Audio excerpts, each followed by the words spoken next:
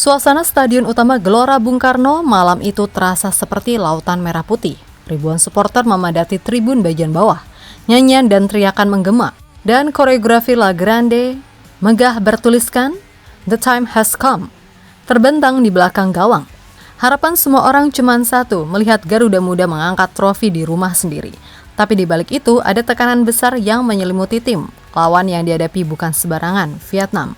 Juara bertahan 2 edisi terakhir. Datang dengan mental baja dan organisasi permainan yang rapi. Malam itu seharusnya jadi penawar luka panjang. 38 tahun sudah GBK tak pernah jadi saksi momen timnas mengangkat trofi di depan rakyatnya. Tapi yang terjadi justru menambah daftar luka itu. 1 gol di babak pertama membuat mimpi itu kembali tertunda. Namun yang tidak pernah padam adalah suara dari tribun. Bahkan ketika peluit panjang berbunyi, hanya satu kata yang terus menggema. Indonesia, Indonesia. Bahkan hal ini membuat supporter lawan respect. Tapi di balik ini semua, masih ada banyak PR bagi timnas Indonesia untuk diselesaikan.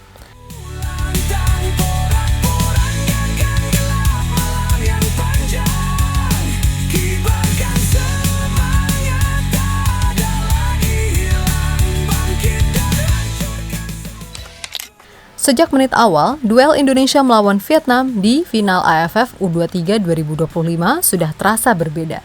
Gerald van den Berg tetap menurunkan formasi andalannya 4-3-3, menaruh Jan Schraven sebagai ujung tombak, ditemani Rahmat Arjuna dan Raihan Hanan di sayap. Sementara Vietnam asuhan Kim Sang-sik memilih formasi 3-6-1, bertujuan untuk menguasai lini tengah dan menutup ruang sempit bagi Garuda Muda. Menit kelima, GBK hampir meledak. Sundulan Jan Schraven dari umpan silang tajam hanya melambung tipis di atas mistar. Itu jadi tanda bahwa Indonesia tidak akan tinggal diam. Tapi Vietnam menunjukkan kenapa mereka juara bertahan. Pertahanan mereka rapat, transisi mereka cepat, dan setiap celah langsung ditutup rapat. Puncaknya terjadi di menit 37 dari situasi sepak pojok bola liar yang gagal. Untuk dibuang bersih, langsung disambar Nguyen Chong Pong. Sepakan kerasnya menghujam gawang Muhammad Ardiansyah. Skor berubah 0-1 dan seketika tribun GBK terdiam sejenak sebelum kembali menggema memberi dukungan. Babak kedua berjalan lebih panas. Peluang Kakang Rudianto di menit 77 dari kemelut hanya melambung, sementara Vietnam mencoba menekan lewat Quat Van Kang. Di menit 48 yang bisa diamankan Ardiansyah. Bahkan tensi memuncak ketika wasit Koji Takasaki harus mengeluarkan beberapa kartu kuning. Dan di penghujung laga, asisten pelatih kiper Indonesia, Damian van Rensburg, diusir keluar lapangan setelah insiden dengan bench Vietnam. Statistik menunjukkan Indonesia unggul 68% penguasaan bola dan sama-sama melepaskan 6 tembakan seperti Vietnam. Statistik menunjukkan Indonesia unggul 68% penguasaan bola dan sama-sama melepaskan 6 tembakan seperti Vietnam. Tapi sayang, gol yang dicari tak kunjung datang dan peluit panjang memastikan The Golden Star Warriors mempertahankan gelar ketiga mereka secara beruntun.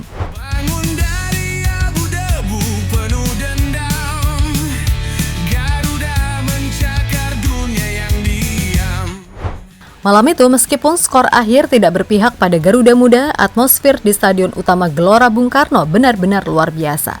Dari awal pertandingan, teriakan supporter sudah membentuk gelombang semangat yang luar biasa besar.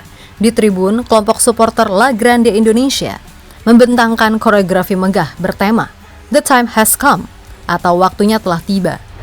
Gambar merah putih membentang lebar, dilengkapi ilustrasi trofi yang menjadi harapan semua orang di stadion.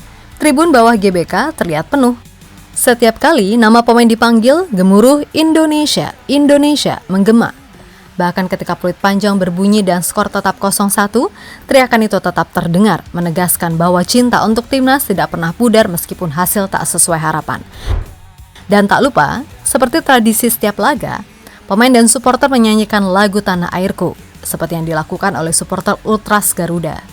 Meskipun begitu, beberapa raut wajah kecewa tidak bisa disembunyikan dan beberapa penonton mulai meninggalkan stadion.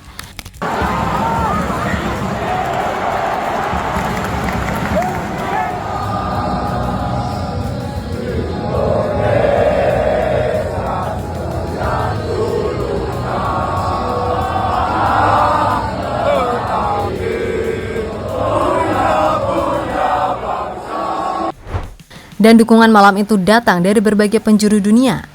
Ayah Jens Raven, Bjorn Raven, bahkan terbang 17 jam dari Belanda sendirian hanya untuk melihat anaknya bermain di laga final. Ibunya menyusul sehari kemudian. Bayangkan, perjalanan sejauh itu hanya demi berada di tribun dan menyaksikan putranya mengenakan jersey merah putih di panggung besar. 17 hours. I fly by my own and his mom flight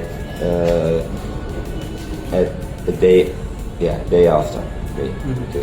So it's about 17 hours. 17 hours, yeah. So that's all for your son. You do it. Yeah, it doesn't matter. Tapi final ini juga diwarnai drama panas di luar jalannya permainan. Menjelang akhir laga, asisten pelatih kiper Indonesia, Damian van Rensburg, mendapatkan kartu merah. Alasannya, ia berlari ke dekat bench Vietnam untuk menyingkirkan botol-botol air yang menghalangi lemparan ke dalam Robby Darwish. Meskipun tidak menyentuh pemain lawan, wasit Koji Takasaki tetap menganggapnya pelanggaran berat. Selain itu, pelatih Vietnam, Kim Sang-sik, ikut diganjar kartu kuning karena menghalangi pandangan Robby saat hendak melempar bola. Final ini benar-benar punya segalanya. Dukungan luar biasa, kisah emosional keluarga, dan panasnya tensi di pinggir lapangan.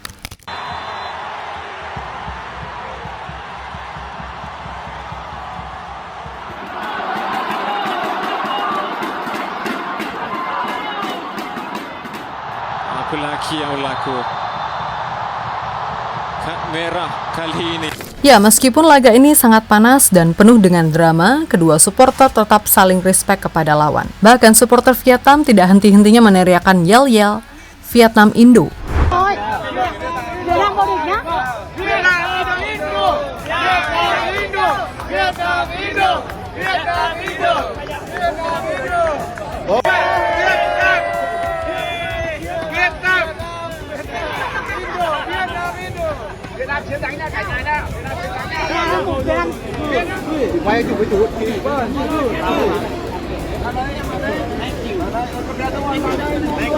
Vào đây đúng rồi.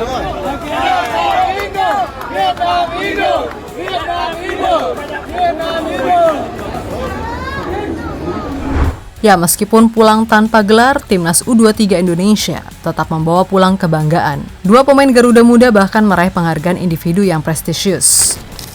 Jens Raven keluar sebagai top skor turnamen dengan torehan 7 gol. 6 gol ia ciptakan dalam satu laga ketika menghancurkan Brunei Darussalam 8-0 di fase grup, dan 1 gol lainnya lahir di semifinal melawan Thailand. Torehan tersebut membuktikan Raven adalah ujung tombak yang mematikan di level Asia Tenggara. Sementara di bawah Mister, Muhammad Ardiansyah terpilih sebagai kiper terbaik Piala AFF U23 2025. Aksi heroiknya saat semifinal melawan Thailand masih segar diingatan. 4 kali ia melakukan penyelamatan krusial, termasuk mementahkan sepakan Yotsakon Burapa di babak adu penalti. Malam itu, Ardiansyah benar-benar menjadi tembok terakhir yang sulit ditembus. Namun, semua gelar individu itu tidak bisa menutupi rasa kecewa para pemain. Jens Raven sendiri mengakui Vietnam memang sangat rapat dalam bertahan dan sulit ditembus. Jujur, mereka sangat kompak dalam menutup ruang sehingga sulit untuk menciptakan peluang. Peluang yang kami dapat harusnya jadi gol, tetapi itu tidak terjadi. Saya tidak bisa berkata-kata lagi, ucapnya usai laga dikutip dari CNN Indonesia.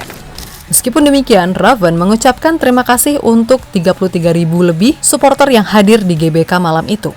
Ia bahkan berjanji di turnamen berikutnya, Garuda Muda akan kembali, bukan untuk sekedar bermain di final, tapi untuk membawa pulang trofi juara.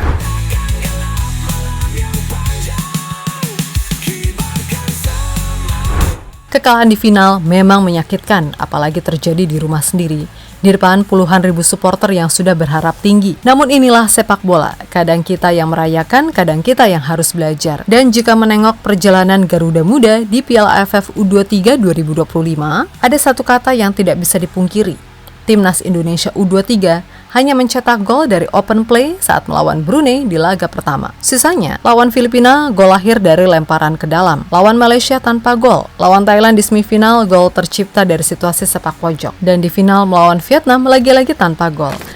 Artinya masih banyak pekerjaan rumah yang harus dibenahi, terutama dalam mencetak gol dari skema permainan terbuka. Ini bukan hanya soal teknik dan taktik, tapi juga soal kreativitas, ketenangan, dan keberanian menusuk di momen krusial. Kualifikasi Piala Asia U23 sudah menanti pada September nanti. Gerald Van den Berg dan para pemainnya punya waktu untuk evaluasi, memperbaiki kelemahan dan mematangkan strategi. Karena pada akhirnya yang diingat bukan hanya siapa yang bermain indah, tapi siapa yang mampu mengangkat trofi dan membawa nama Indonesia berdiri di podium tertinggi.